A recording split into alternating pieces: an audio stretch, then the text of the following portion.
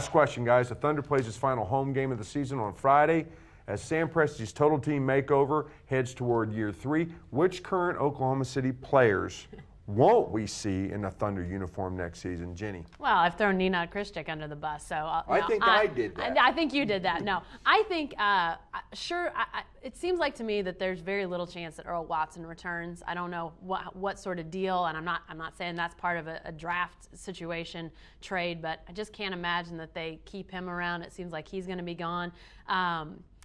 So I would say he's the most likely not to be in a Thunder uniform next year. I think everybody with an expiring contract, I think, is gone.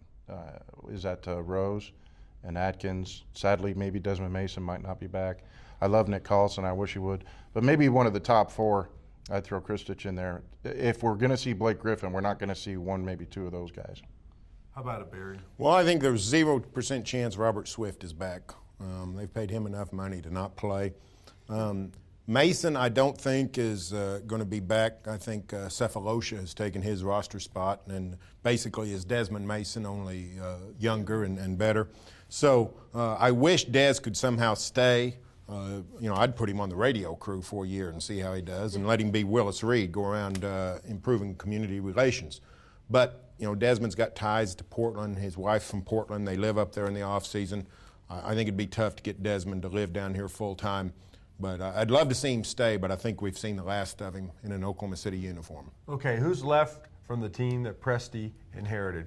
So Damian Wilkins, Robert Swift, Earl Watson, Nick Collison. I think that's it, right? I think that's it. Of those 4, I think 1 will still be on the team this time next year, and that 1 will be Nick Collison. Yeah. Well, he's the one that can help you. Now, Watson has a $6 million contract for next season. He'll be the highest paid Thunder player unless some big free agent acquisition comes in, and that could happen. But think about that. Earl Watson, and so that's not going to be an easy contract to move. No. The Thunder's got salary cap flexibility. They can take on some other people's salary and problems. They may have to do that. So it's going to be tough to move him. Damian Wilkins' contract runs through next season, so they're going to have to pull something on that. And then also, but I do wonder whether Malik Rose could be a guy they would want to keep. Here's a guy who came in and just has this air of P.J. Brown, the professionalism. We wonder whether Joe Smith might be that guy this season.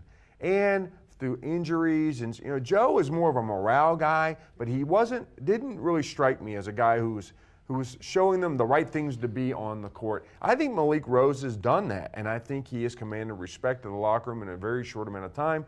Now, I don't know how much tread he's got left on the tire, but I wonder, what do you guys think? Could he be back, and would that be valuable to them? I think it could be, and I think especially if Desmond isn't around anymore, you lose sort of that veteran guy in the locker room. I think they need at least one of those guys. Maybe he's not a guy that plays a lot, but Malik strikes me as a guy that could sort of fill that role a little bit if Desmond isn't around.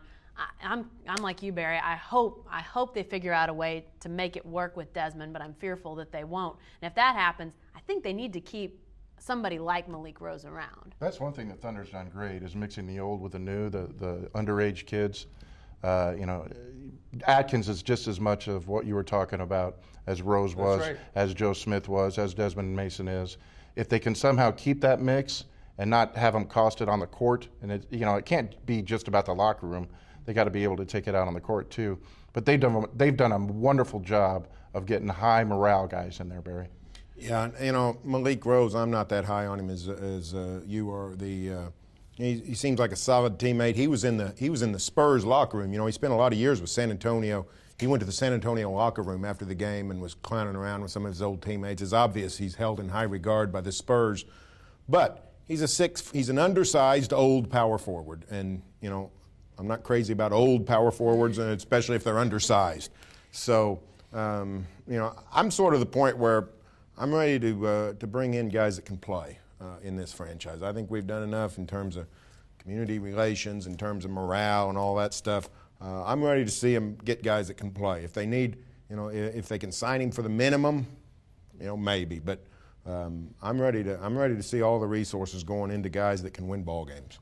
Okay, guys, that's all for the press row, but you can stay with the best coverage team anywhere, every day at News OK, and every morning in the Oklahoman.